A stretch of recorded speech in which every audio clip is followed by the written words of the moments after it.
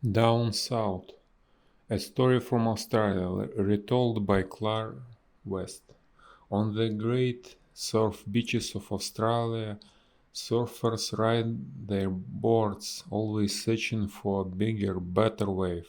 Mike and Ben are driving down a rocky track to a surf beach far from anywhere on the cold southern coast of Victoria. They love the danger of the battle with wind and water and are experienced surfers, ready for anything that the sea can throw at them. That is the strange thing, Mike says. The other people in the show are believable. The one that doesn't walk is Jerry Seinfeld himself. What, are you serious? Ben says, putting on a New York accent. Seinfeld can't act. It's a kind of stand-up comedy routine for him. He forgets he's in TV show. So you don't like the show? No, I like the show. I just don't like Jerry. Well, Jerry is the show. If you don't like Jerry, you don't like the show.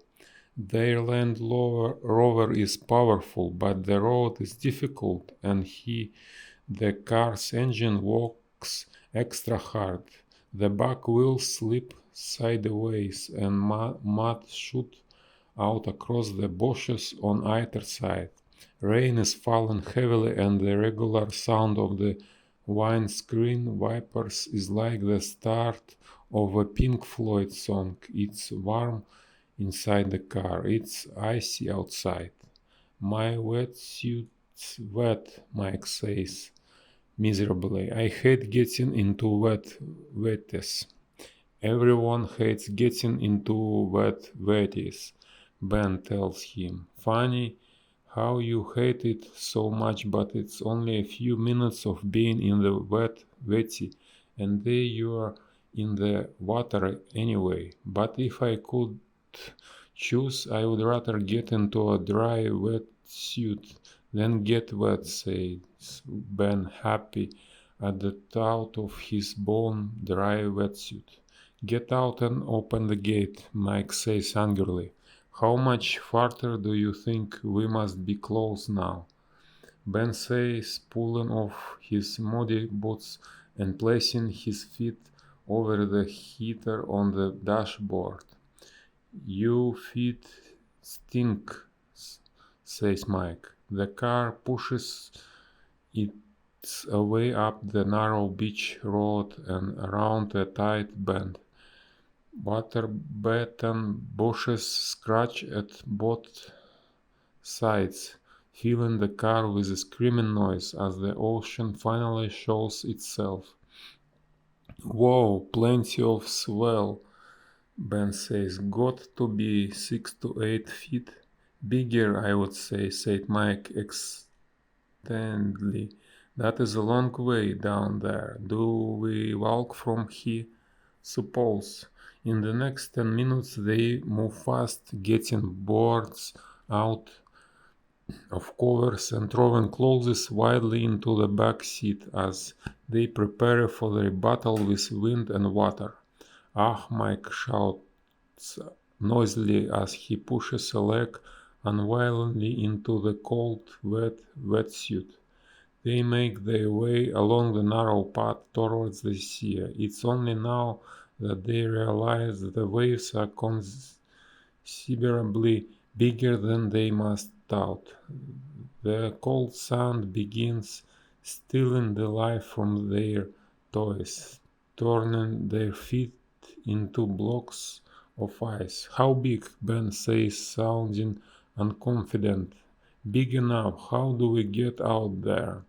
All excitement has gone now as they reach the shore. The ocean is gray and threatening. The wind blows past their cars angrily racing out to sea to meet the huge waves breaking slowly in front of them.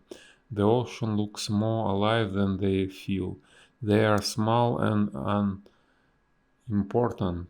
There is danger in the air, but they can't go back now. Standing there in wetsuits On the edge of the shore they see the waves push up the sand towards them, pulling at their feet. Ben's eyes search the first 100 meters of water for a way out. Out there, I think, he says. This doesn't look like much fun, says Mike. A good beating won't hurt us. Ben takes a step forward, a step he can take back. Another step and wave pushes past. He threw himself forward, hands on his board, and paddles fast. Mike stares out to sea. Something's not right. The sky is gray, the water is gray. His wetsuit is making him shiver. He takes step, then another, then throws himself forward and lands on his board, pushing his way through the water behind Ben. Easy salt water enters his wetsuit and the ocean heaves with delight. An Old Wives' Tale, a story from Trinidad, retold by Clara West. Fishermen's wives are used to waiting for the fishing boats to come back to shore, waiting for the sound of footsteps returning home. The sea is a dangerous place, and it is hard not to worry. All they can do is wait and hope and look for a sight of good luck wherever they can. At first the old woman had not really noticed it the green grasshopper that flew past her and into the house. She was standing at the open window looking out. Night had fallen on the seashore. Only a little pale light hung in the western sky, showing where the sun had gone down. She watched the empty boats moving up and down in the shallow water by the beach. The tide was slowly rising. All the other fishermen had returned home for the evening. Only her husband's boat had not come in yet. She left the window open and sat down at the dining table to wait. An oil lamp burned brightly on the table, while two empty drinking glasses shone with the little points of light, like the starlight sky over the beach. Her husband would normally be home by now, sitting at the other end of the table. He would tell her all about his adventures at sea that day. Meanwhile, they would eat the fish he had caught and brought home and she had cooked for their supper. He would tell her proudly how far out to sea he had gone, further out than any of the younger fishermen dared to go, because they were afraid they would be caught fishing in Venezuelan waters and would end up in Venezuelan prison. They were even more afraid of meeting pirates who wanted to steal the engines from their boats. But he knew the sea better than the Venezuelans or pirates. He would tell her so he could make his boat go faster than any of them. "You're too big-headed," she would smile and tell him then. "Too big-headed," she cried now, although he was there to hear her, "to even carry a lamp on your boat. If you were robbed of your engine and left in your boat out there in the sea all night, pushed this way and that by the wind and the waves, that would you do? If you carried a lamp, a passing big ship would see you and pick you up and not run over you." Through her tears she saw the green grasshopper on the wall, a house lizard waving its tail from side to side to confuse the grasshopper, was slowly getting closer to it. The lizard was within attacking distance when the grasshopper flew away, jumping on and off the walls into the lampshade, and finally landing on the table. It is said that if a green grasshopper flies into your home at night and you put a glass over it and let it go in the morning, you will have good luck and become rich. The old woman took an empty glass and put it down on the table over the green grasshopper. And sure enough, the next morning she filled the glass and the green grasshopper jumped up and in a golden stream of morning light flew out of the door. It flew past her husband, who stood in the doorway with a sea salt smile on his face and a rich basket of fish in his arms. She lifted her head from her arms, then rested on the table and looked around. The strong morning light was painful on her eyes. Her husband still hadn't come home. What she had seen was only a dream. She was angry with herself. How could she fall asleep at a time like this? She supposed she had slept all night. She saw the green grasshopper still inside a glass on the table. She lifted the glass. The grasshopper remained still. She gently touched its wing. Very slowly it moved a little way away, then was still again. Suddenly its wings opened out and it was off, flying in a beautiful curving line out of the open window and was gone.